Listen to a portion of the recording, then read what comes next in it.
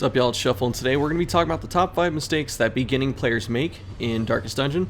I feel like with the influx of new players thanks to the sales on like multiple platforms, this is probably a good thing to talk about. So we're going to go through the 5 of them, and hopefully it's a quick enough video. So before we get started, make sure you like, comment, subscribe, all that normal YouTube stuff.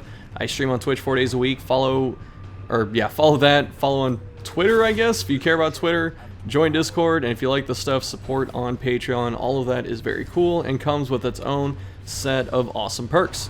Alright, so the first tip here, or I guess the first mistake that people make, especially newer players, is that they spend heirlooms in the wrong places. So what I mean here is that they will be spending heirlooms on things like the tavern, or the other stress healing facility, or they put too much into the stagecoach, like experienced recruits, for instance, or getting like 8 heroes a week or whatever it goes up to, which they don't need. And these are resources that should be going into the blacksmith and the guild hall primarily, especially with regards to the tavern. I never upgrade the tavern anymore personally, and that's just because the tavern takes portraits, and portraits are more necessary for the guild hall. Because if you think about it like this, having better armor and weapons and skills means that you dodge more often and kill enemies faster.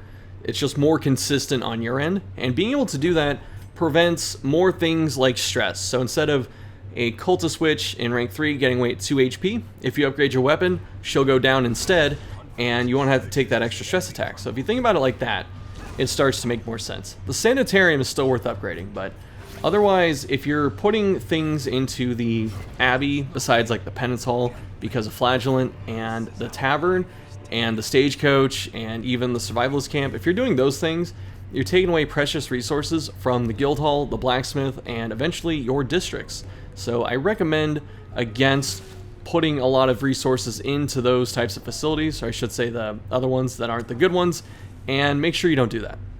The second mistake that most new players make is that they spend the first few turns buffing instead of just trying to end the fight. Most hallway and room battles that are not mini-bosses or bosses should be over in 4 turns. There may be one enemy left alive for turns 5 and 6, but you're doing that so you can stall and heal, and that's another thing new players don't do. They don't stall, they just think it's boring, and honestly you should be stalling just because recovery is kind of whack in this game. So if you're spending the first couple turns using Revenge, and then Withstand, and then Experimental Vapors from your Plague Doctor on your Leper, or if you're using Bolster and then Command and then Guard, like these are turns you're not killing things. You should be taking down the most dominant threat on the enemy side within 2 turns, and then leaving up their weakest threats so you can heal and recover off of them. It's pretty easy to do once you get the hang of it, and I should make a stalling guide at some point, but it's something I see a lot of new players do. They spend the first 3 turns buffing, and then like the stress casters on the enemy side of the field have already done, no joke, like 60 stress across the board. Sometimes more, and that's just way too much. That is simply too much to deal with, and if you find yourself getting afflicted all the time, just try and speed up your battles. Try and go for kills instead of like buffing up and stuff like that. The third mistake most new players make is they undervalue the effect of stun and speed.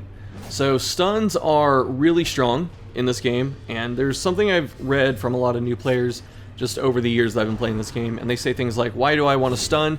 I just trade my turn for theirs, and that is never true. So stuns are balanced in such a way that they are always positive in terms of your action economy, which is a broader concept that I made a video on, or tempo if you're familiar with that term, I should say. So for instance, Bounty Hunter with his stuns, he has 2 of them. He has Uppercut and he has Flashbang. Uppercut does some damage on top of moving someone and stunning. So you get the movement, which is really strong in a lot of cases, and then you get the damage on top of it. Both of those are wins. And then if you use Flashbang, you also have the chance to move things out of position as well. So there are a lot of benefits to stuns, and that's just that, you know, or that's just Bounty Hunter. So if you look at Plague Doctor, she can move people, or she can stun 2 targets. Vestal can do some damage and stun targets. Crusader does really good damage on Stunning Blow while stunning targets. Manacles from Abomination is nuts. That does a lot of on-hit damage and stuns. So whenever people say stuns are just trading turns, they're not.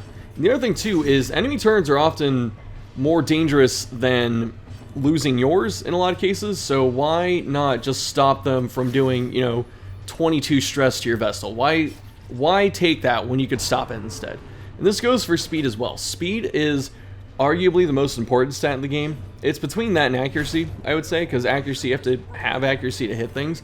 But speed is just so important that the moment you outspeed your opponent consistently and you're getting rid of them, like you're killing them quickly, you're taking less damage for it. So there's the idea of recovery, which is using stuff like Vestal to heal you or Jester to stress heal you.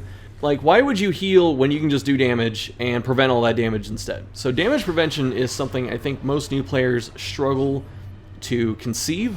And if you start thinking about the game in terms of having stun and speeds and trying to generate as many extra actions and deny enemy actions, you'll notice that you improve your gameplay.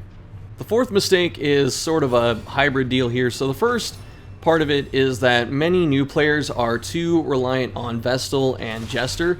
The community refers to this as Gestal because of the combo. That is a very common team to run or a common duo just because the recovery power on it is very strong. You have the best consistent healer in the game in Vestal, and you have a very strong single target healer for stress in terms of Jester. You also have some pretty good camp skills between the two of them. And so people will just use these two units because they're very safe, they help you recover and all that, which is, it's fine. There are times to bust this duo out, but you don't always have to use them. And I think that a lot of people end up focusing on running these two every single time, where they're like, okay, I need Vestal and Jester. And that stops them from trying things like Plague Doctor or Arbalest or Houndmaster in the backline or Bounty Hunter in rank 3. Just, there's a lot of awesome stuff out there that people should be trying, and they don't because they're too reliant on Gestal.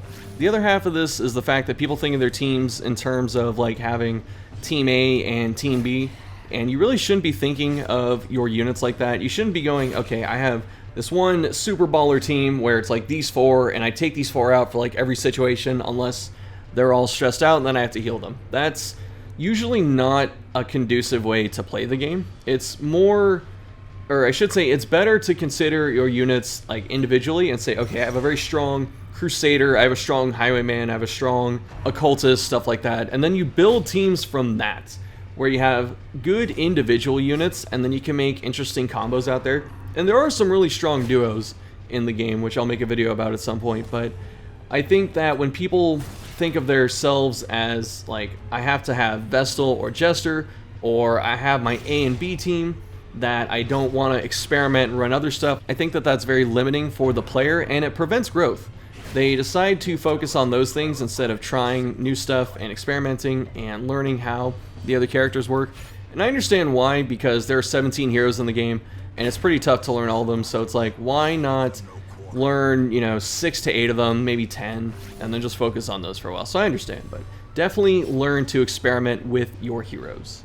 The last mistake that I'm going to highlight today that new players make is the fact that they spend too much time and too much money trying to fix bad heroes instead of just booting them. The stagecoach always comes with new heroes each week, and you need to start thinking of your heroes like pawns and tools instead of like valued employees. With the heroes coming in as frequently as they do, you can get up to 4 or 5 units per week very easily.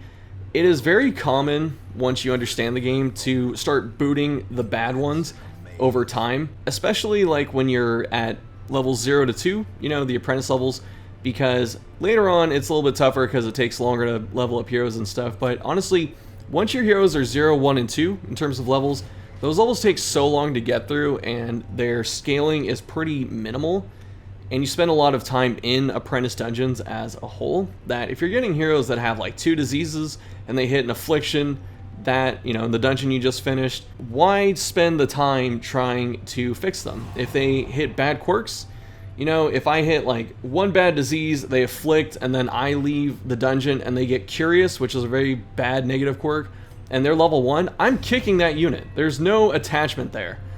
Like, the only time it's okay to hang on to them, even in that circumstance, is if they have like 2 just god tier positive quirks, which takes some experience to understand. But if you have heroes that are too battered and not worth investing in, then just get rid of them.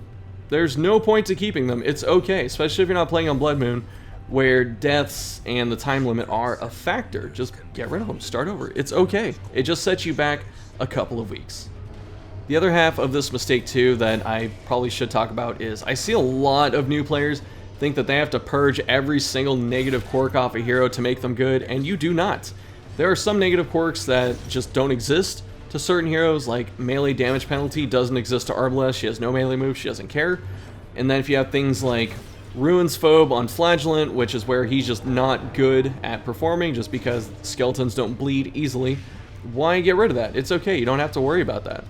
Alright, y'all, that's going to do it for this one. I wanted it to be short and sweet, so thanks for watching. Let me know what you're thinking down below, if there are any interesting mistakes that new players make that you thought of that we didn't collectively in the Discord hive mind. And obviously, follow the social media stuff, Twitch, Patreon, Discord, blah, blah, blah.